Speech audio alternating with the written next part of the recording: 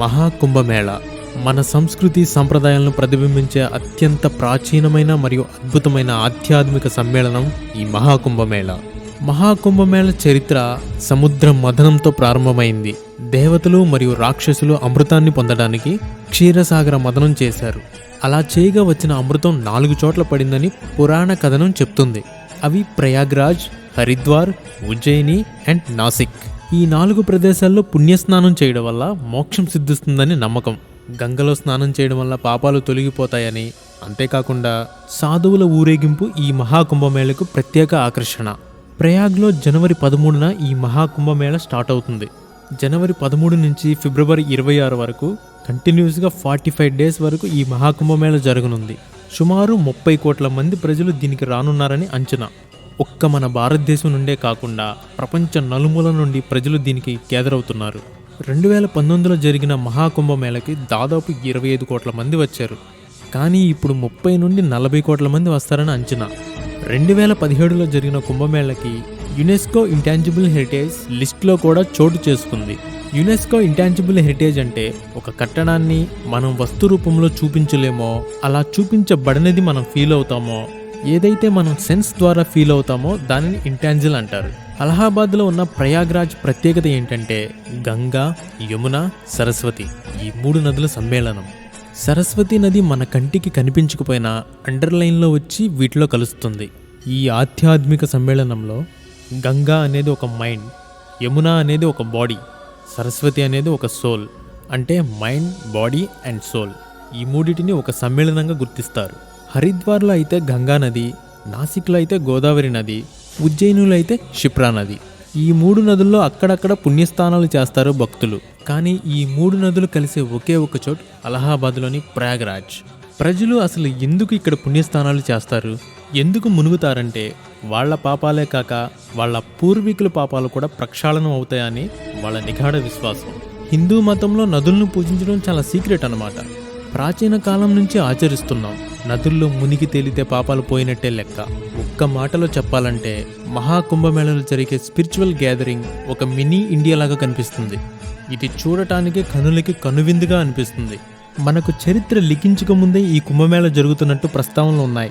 వుయిన్ sun అనే ఒక Chinese traveller first time భారతదేశానికి వచ్చినప్పుడు ఆయన దీని గురించి చాలా ప్రత్యేకంగా రాశారు.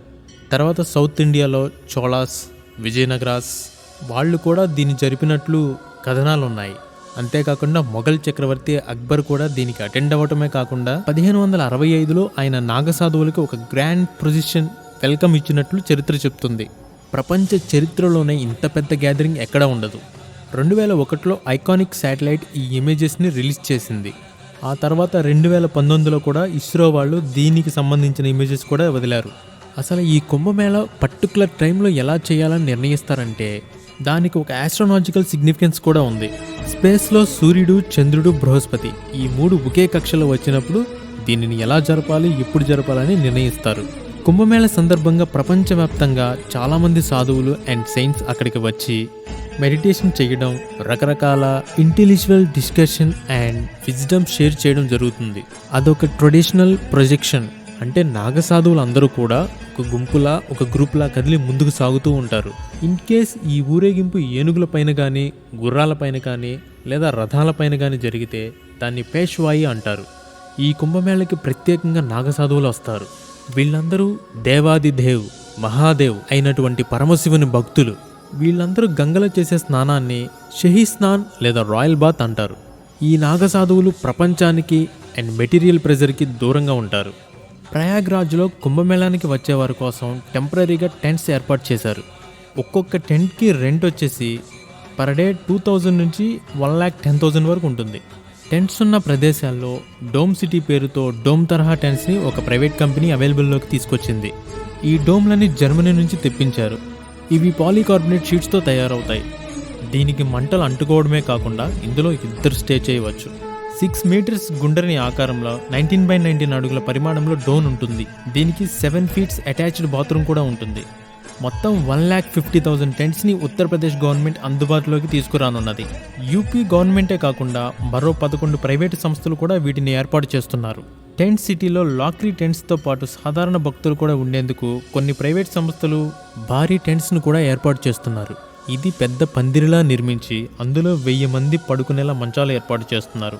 ఇక్కడ per day 200 to 500 rupees charge చేస్తున్నారు. యాత్రికులు అందరూ టెంట్స్ని కుంభ్ వెబ్సైట్లో బుక్ చేసుకోవచ్చని కుంభమేళా అధికారి వివేక్ చతుర్వేది చెప్పారు.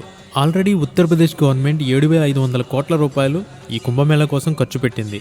ప్రయాగ్రాజ్లో జరిగే ఈ మహాకుంభమేళా వల్ల దాదాపు 2 లక్షల కోట్ల ఎకనామిక్ యాక్టివిటీ జరుగుతుందట. ఇక్కడ 67,000 రకాల కొత్త స్ట్రీట్ లైట్స్ని ఏర్పాటు చేశారు. 400 కిలోమీటర్ల టెంపరీ రోడ్స్ని నిర్మించారు. 23,000 సీసీ కెమెరాలను అమర్చారు. అంతేకాకుండా దానితో పాటు first time AI artificial intelligence ప్రవేశపెట్టారు. ఎప్పటికప్పుడు ఏరియా మొత్తం క్లీన్ చేయడానికి 10,000 మంది స్వీపర్స్ని అరేంజ్ చేశారు. ఈ కుంభమేళా కోసం 13,000 ట్రైన్స్ ప్రయాణం చేస్తాయని రైల్వే మినిస్టర్ అశ్విని వైష్ణవ్ చెప్పారు. భక్తుల కోసం మాత్రమే ప్రత్యేకంగా 3,000 ట్రైన్స్ ప్రయాణం చేయడానికి సిద్ధంగా ఉన్నాయి. మెయిన్గా మనందరం ఎంత భక్తితో అయితే ఈ కుంభమేళానికి వెళ్తామో అంతే జాగ్రత్తలు తీసుకోవాలి. భద్రత ముఖ్యం. ఎందుకు చెప్తున్నానంటే కాశీలో ఉన్న నా స్నేహితుల ద్వారా నేను సేకరించిన సమాచారం ఏంటంటే పెద్దవాళ్ళు మరియు చిన్నపిల్లలతో వచ్చేవారు దయచేసి కుంభమేళా అయిపోయిన తర్వాత వచ్చి దర్శనం చేసుకుని పుణ్యస్నానాలు చేయండి అని చెప్తున్నారు. రీజన్ ఏంటంటే అక్కడికి వచ్చే జనసంద్రం మరియు విపరీతమైన చలి. ప్రతిరోజు అక్కడ సాయంత్రం 5 లేదా 6 గంటలకి గంగా హారతి జరుగుతుంది. వారణాసిలో అయితే ప్రతిరోజు ఈ హారతి దగ్గర 5 నుండి 10,000 మంది కూర్చుంటారు లేదా పాల్గొంటారు. కానీ గత వారం రోజుల నుండి ఒక్కొక్క హారతి దగ్గర 50,000 నుండి 1,00,000 మంది ఉన్నారంట. అక్కడ లోకల్లో ఉన్న వాళ్ళు చెప్తుంది ఏంటంటే వాళ్ళు పుట్టి పెరిగిన దగ్గర నుంచి మునిపెన్నడు ఇంత తాకిడి ఇంత కూటమిని చూడలేదు. ఏదైనా అపాయం జరిగితే ఇక అంతా ఆ పరమేశ్వరుడే చూసుకోవాలని అంటున్నారు. ఇక సెలవు.